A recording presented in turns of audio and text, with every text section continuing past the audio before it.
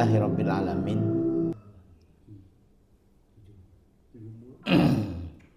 Saya belum bisa nampilkan gambarnya nih, bentar Pak, sekejapnya. Alhamdulillah, bapak-bapak yang Allah muliakan, jamaah subuh yang Allah rahmati. Insya Allah kita akan lanjutkan kajian ngaji hikam kita Ibnu Athaillah As-Sakandari, dan kita sudah sampai pada kalam keempat. Di kalam keempat ini Allah Subhanahu wa taala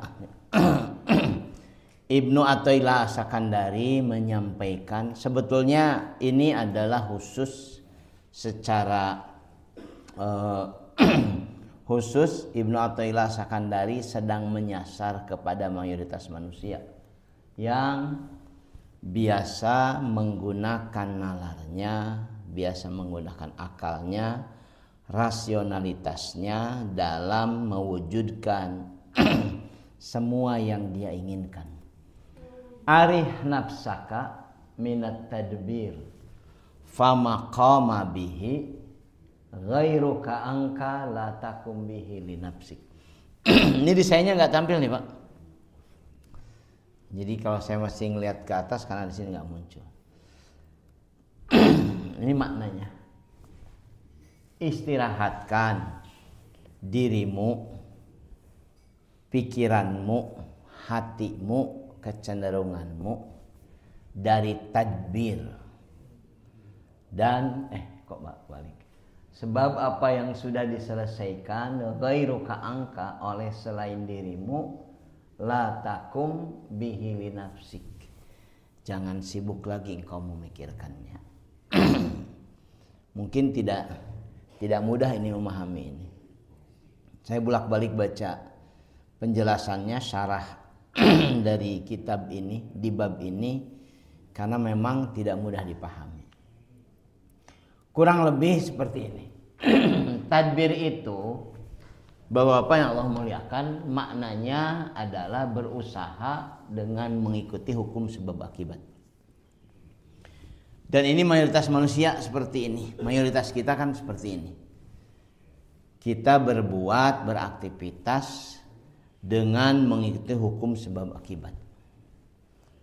Sehingga kita sampai pada keyakinan semakin serius membuat perencanaan, semakin serius juga kita melakukan pekerjaan, semakin yakin kita bahwa hasilnya akan menggembirakan, akan terwujud dan sebagainya. Kalau kemarin kita cerita tentang tajrid. Nah, tadbir itu lawannya tajrid. Kalau tajrid itu kan menyerahkan diri kepada kehendak Allah sepenuhnya dengan menyibukkan diri pada hal-hal yang menjadi bagian dari keyakinan kita bahwa Allah pasti akan mengurus kita sepenuhnya. Tadbir adalah sebaliknya. Dalam aktivitas yang demikian serius kita mewujudkan impian supaya bisa terwujud dalam kenyataan, tentang anak, tentang pekerjaan, tentang aktivitas, sekali-sekali arih nafsaka, bikin santai, bikin rileks, bikin tenang, tong diudag teuing gitulah mungkin dalam bahasa kita. Jangan terlalu ngoyo. Sehingga apa dampaknya? Dampaknya kemudian kamu yang terlalu ngotot mengejar apa yang ingin kamu wujudkan itu tidak lagi mendapatkan karunia Allah yang disebut dengan kebahagiaan dalam hidup, kenyamanan, ketenangan. Karena itu Syekh Ibnu Ajibah yang menjelaskan kitab Hikam ini, versi yang saya baca, mengutip ayat Quran ini, a'udzubillahi minasyaitonirrajim, qul bifadlillahi wa birahmatihi fabidzalika falyafrahu huwa khairum mimma yajma'un. Ini Quran surat Yunus ayat 58. Sampaikan oleh Muhammad. Sekarang saya sampaikan kepada bapak sekalian. Sampaikan oleh Muhammad bifadlillahi wa birahmatihi. karena karunia Allah dan karena kasih sayang Allah kepada kalian semua, kepada kita semua manusia, fabidzalika falyafrahu, karena itu berbahagialah dalam menjalani hidup. Falyafrahu, kenapa harus berbahagia? Huwa khairum mimma yajma'un, karunia Allah, rahmat Allah itu jauh lebih baik dari semua yang kalian cari, kalian kumpulkan. Boleh ngumpulkan naon, hoyong jadi naon dan sebagainya. Tetap karunia Allah, rahmat Allah jauh lebih baik, jauh lebih luar biasa dari semua yang kalian cita-citakan. Ada banyak orang bercita-cita menjadi pejabat. Ada banyak orang bercita-cita menjadi seseorang yang sangat berpengaruh dan sebagainya. Saya menyaksikan beberapa negeri yang sedang membara, Pak. Terutama lihat negeri sendiri dalam 2 minggu ke belakang, dan lihat negeri Nepal dalam 1 minggu terakhir. Ngeri itu. Ya Allah. Hanya 2 hari itu negara lumpuh total. Sampai terpaksa kemudian tentara mengambil alih negara. Perdana Menteri, mantan Perdana Menteri, kemudian menteri-menteri dipermalukan luar biasa. Saya lihat di Nepal itu. Seluruh pencapaian yang diinginkan orang, yang diharapkan, diimpikan banyak orang, runtuh menjadi demikian menakutkan. Untung tidak terjadi di kita seperti di Nepal ini. Tapi ketika baca, kalau hari-hari ini baca tentang kasus Nepal, anak-anak muda Nepal meniru kita Indonesia, inspirasinya.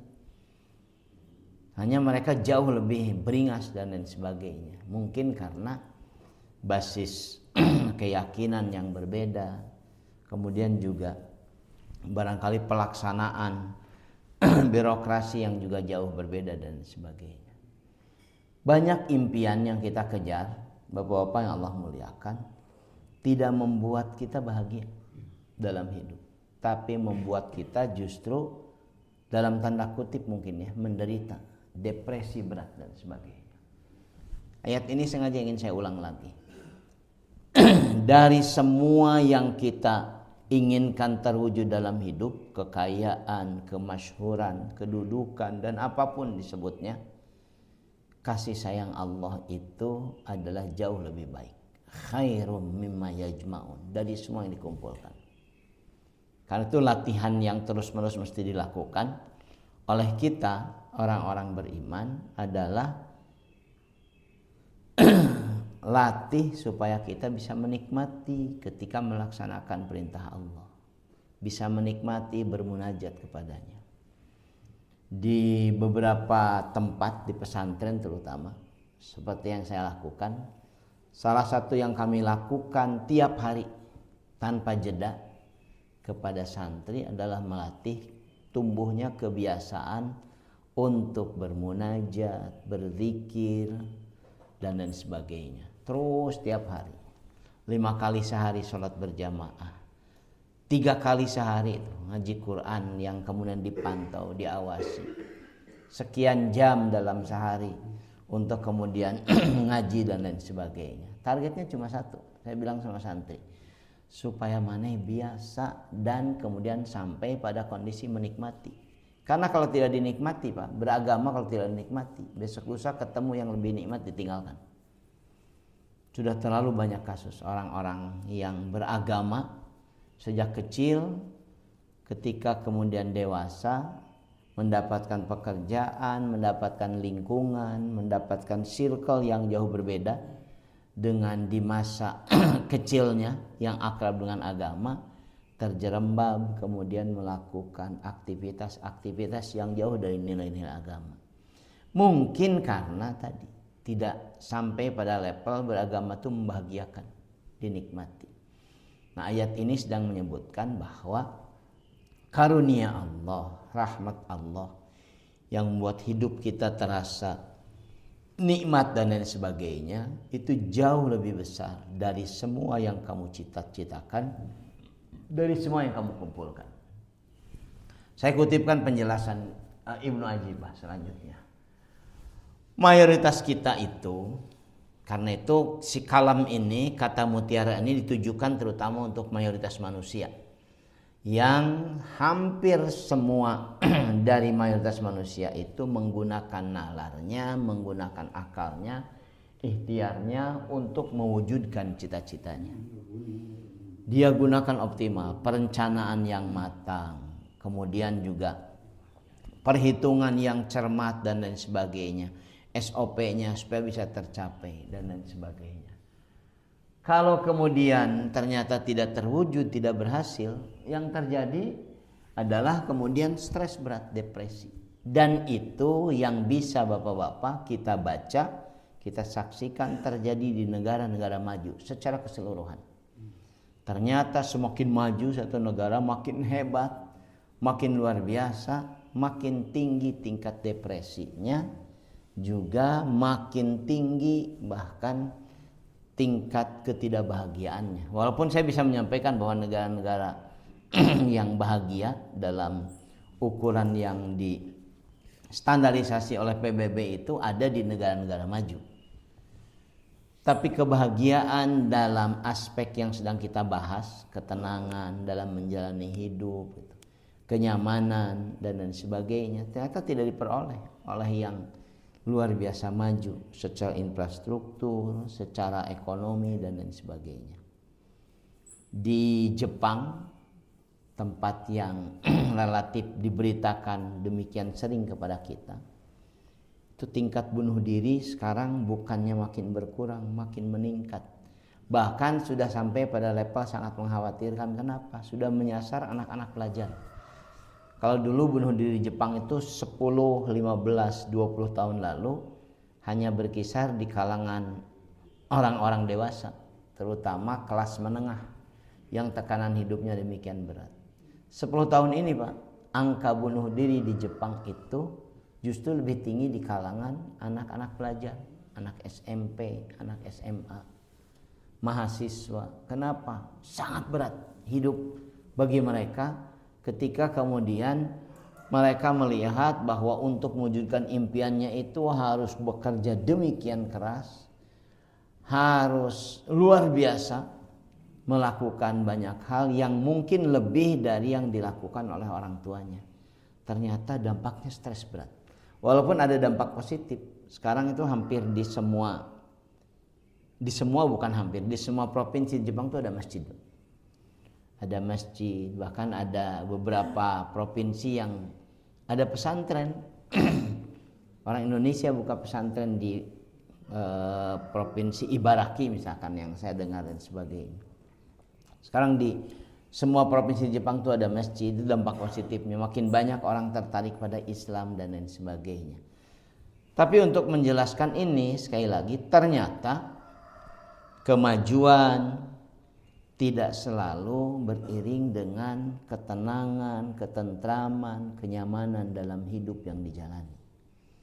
Bahkan mungkin ada orang-orang tertentu yang semakin dia raih kemajuan, kemasyhuran, kekayaan yang dia cita-citakan, justru semakin dijauhkan dia dari kenyamanan, kebahagiaan dan lain sebagainya. Ada orang yang masuk kategori orang terkaya di dunia. Saya lupa urutannya, ketiga apa keempat di dunia. Bill Gates ya, pendiri, pemilik sekaligus pemimpin dari Microsoft, perusahaan teknologi informatika terbesar di dunia. Yang dia tidur saja pundi-pundi uangnya terus bertambah dengan fantastis, karena semua orang di dunia secara umum menggunakan aplikasi Microsoft untuk melakukan pekerjaan akademiknya dan sebagainya. Orang yang sangat kaya dengan kekayaan yang sangat fantastis, ternyata di usianya yang 70-an, bukan di usia 30-an, 40-an, di usia 70-an, di mana seharusnya hidup tenang, bahkan dengan istrinya bercerai di usia sekian. Setelah meraih demikian luar biasa kekayaan, kemasyhuran dan lain sebagainya, posisi sangat penting. Padahal ini orang dikenal sebagai orang yang sangat baik, sangat dermawan, menyumbang bukan cuma ratusan juta, tapi miliaran, ratusan miliar ke banyak negara, ke banyak komunitas dan sebagainya. Hancur-hancuran, rumah tangganya hancur. Usahanya masih serius, dia sangat serius di usia 70-an. Saya termasuk yang sulit membayangkan usia 70-an, papisah. Nah, membayar dipilari deh itu dalam hidup itu. Tapi ini contoh nyata bahwa kemasyhuran, kekayaan, kesuksesan yang diraih kadang-kadang menimbulkan depresi demikian berat. Sehingga dampaknya ya nggak ada kebahagiaan sama sekali. Dan yang terjadi di negeri-negeri gila kerja sekarang di era modern ini. Karena itu hikmah keempat ini sekali lagi ditujukan terutama bagi orang-orang yang impiannya dipenuhi sepenuhnya oleh kesuksesan duniawi. Kaya, masyhur, terkenal, kemudian berpengaruh, kan begitu. Biasanya 4 hal itu jadi impian banyak orang di dunia. Kaya, terkenal, berpengaruh, penting dan lain sebagainya. Boleh jadi ada kondisi dalam hidup kita yang sengaja oleh Allah Subhanahu wa taala tidak bisa diraih. Jauh dari jangkauan kita. Bukan karena kita tidak bekerja keras, bukan karena perencanaan kita tidak matang, bukan karena perhitungan kita tidak cermat, tapi boleh jadi karena Allah ingin memberikan pelajaran pada kita. Allah yang maha sayang, Allah yang maha kasih itu kadang-kadang menyayangi kita dengan cara yang tidak kita inginkan. Dibikin gagal rencana kita, tidak berjalan, tidak tercapai. Padahal mungkin Allah ingin membuat kita bisa menikmati hidup jauh lebih nyaman. Saya berkali-kali nyampaikan di tempat ini. Saya termasuk yang takut Pak dengan populer itu. Karena takut dengan populer, salah satu yang tidak saya lakukan, saya tidak akrab dengan medsos. Jadi kalau dikirim orang, Ustadz ya di TikTok, abi tegaduh TikTok. Install we, bisa lah mungkin install gitu ya. Tapi tetap saja, walaupun sudah diinstal nggak saya pakai. Saya punya IG sekarang, sampai hari ini Pak. Mungkin sebulan sekali juga enggak buka IG dan sebagainya.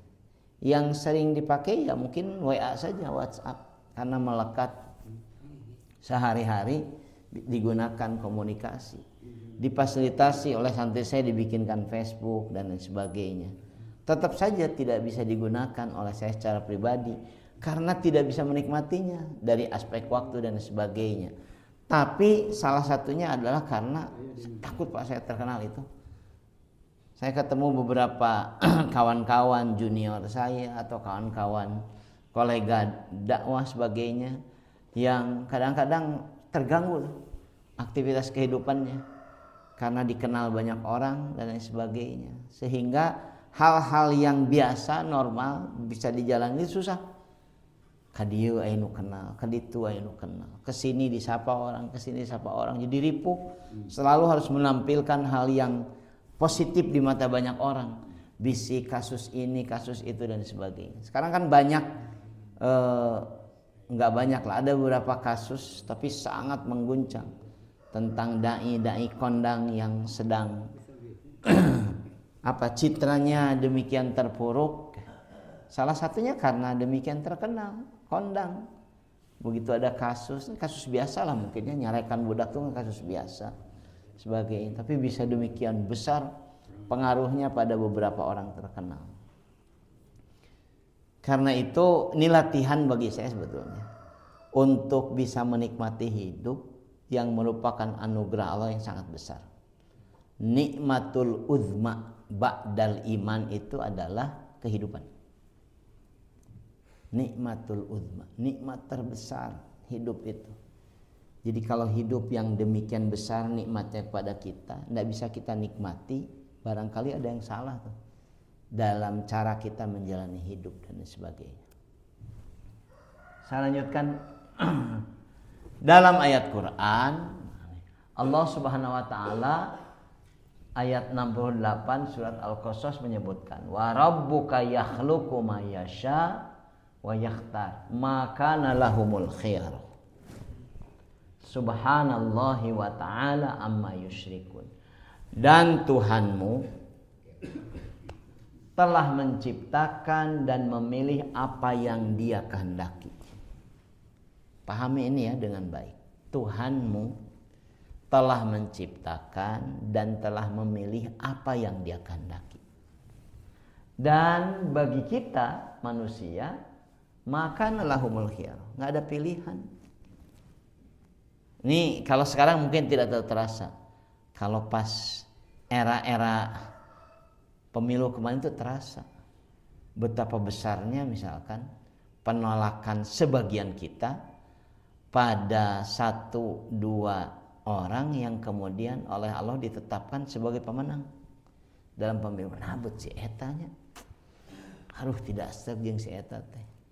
Maka nalahumul khiyar. Manusia nggak punya pilihan sesungguhnya. Latihan kemampuan menerima takdir itu ada pada hal-hal yang tidak selalu kita mengerti, tidak selalu kita pahami, dan tidak selalu bisa kita terima. Maka nalahumul khiyar.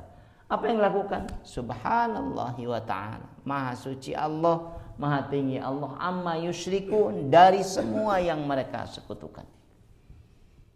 Latihan untuk bisa menerima anugerah Allah itu salah satu yang paling mendasar dalam konteks penjelasan ulama tasawuf adalah kemampuan menerima hal-hal yang tidak bisa diterima.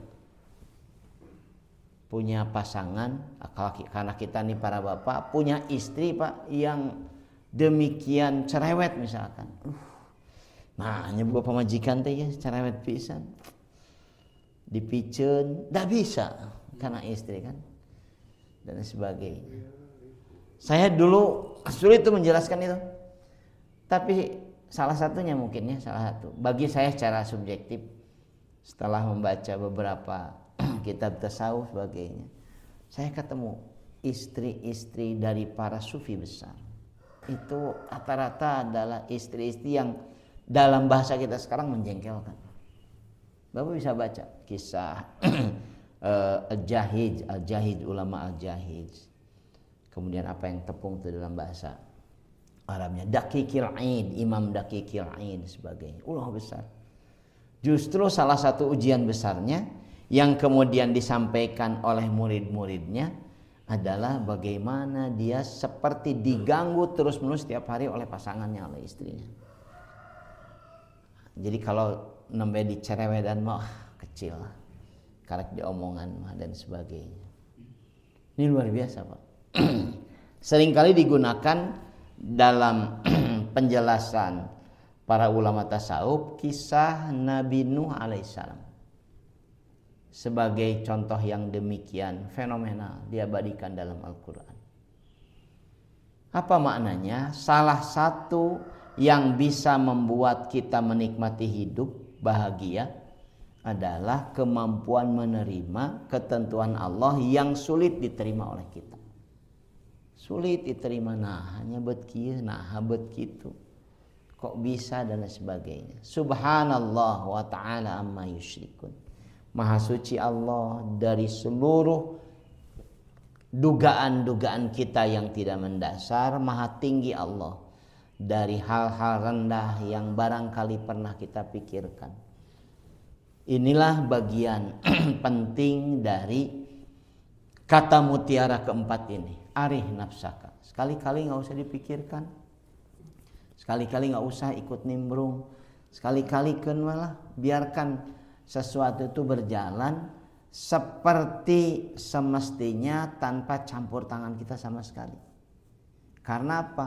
Yakinkan nih, di 2-3 ngaji sebelumnya, yakinkan oleh kita bahwa Allah tidak mungkin zalim.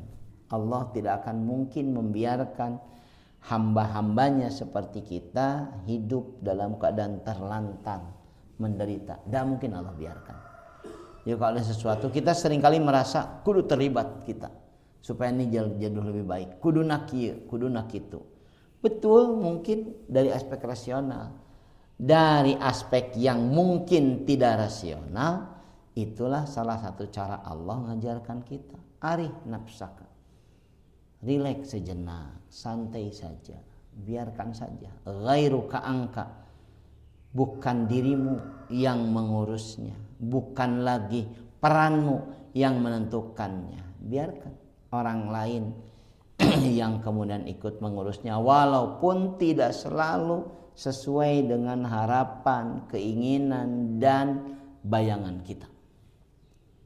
Ini kan sulit. Ada pengusaha besar di Indonesia yang demikian sukses masuk dalam kategori pengusaha konglomerat di Indonesia. Sudah reputasinya luar biasa. Belakangan kemudian anaknya ikut terlibat luar biasa dalam usaha itu. Ternyata tidak jadi bagus, hampir hancur, bahkan yang bersangkutan sampai keluar dari usaha yang dia rintis luar biasa itu, sampai keluar, bahkan sampai diajukan ke pengadilan, dilaporkan ke kepolisian, dianggap melakukan tindakan pidana pada bekas usaha yang dia bangun dengan sangat besar, bahkan pernah jadi menteri orang ini. Anaknya terlibat, nggak jadi bagus. Tapi tulisannya terakhir itu menunjukkan penerimaan yang bersangkutan. Boleh jadi ini cara Allah, cara Tuhan mengajarkan saya untuk ridho bahwa saya nggak perlu terlibat lagi. Ternyata masih ngotot terlibat, bukannya jadi bagus, jadi hancur, jadi tersangka bahkan. Saya nggak tahu kasusnya sekarang, tapi terakhir itu jadi tersangka dan lain sebagainya. Bukan jadi pemilik lagi, bukan jadi penentu kebijakan lagi. Usahanya jadi lepas dan lain sebagainya.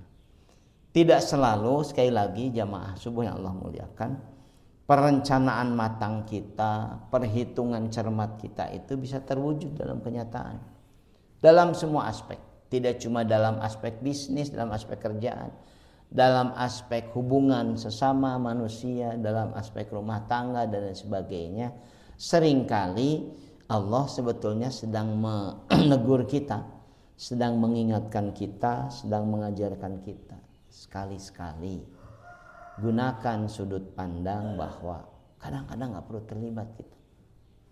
Biarkan Allah Subhanahu wa taala memberikan orang lain ikut berperan.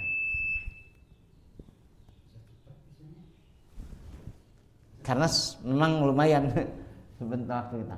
Kalau ditanyakan boleh tidak tadbir? Boleh. Kalau nanyakan, karena ini jadi pertanyaan dibahas dalam kitab itu, boleh tadbir? Boleh. Karena contohnya Nabi juga melakukan tadbir, usaha keras, serius dan sebagainya. Tetapi di atas semua itu ada keyakinan bahwa Allah Subhanahu wa taala memang di atas segalanya mampu memutuskan apapun di luar yang kita rencanakan. Jadi kalau harus direncanakan, haruslah, masa hidup tidak direncanakan, masa tidak diperhitungkan. Kalau kemudian dilanjutkan, nah ada level, ada tadbir yang matlub, ada tadbir yang mazmum, ada tadbir yang mubah. Kurang lebih yang sedang kita lakukan, Bapak Ibu yang Allah muliakan, kalau bisa jangan yang mazmum, ikut ngatur Allah. Ya Allah kudu nama kieu, karena boleh jadi kemurkaan Allah muncul. Contoh kasusnya itu adalah iblis laknatullah alaih. Ketika Allah menetapkan Adam jadi khalifah di bumi dan iblis tidak jadi apa-apa, iblis protes, ana khairun minhu. Ya Allah, engkau salah. Aku kan lebih baik dari dia. Kenapa dia yang kau jadikan pemimpin? Aku dong.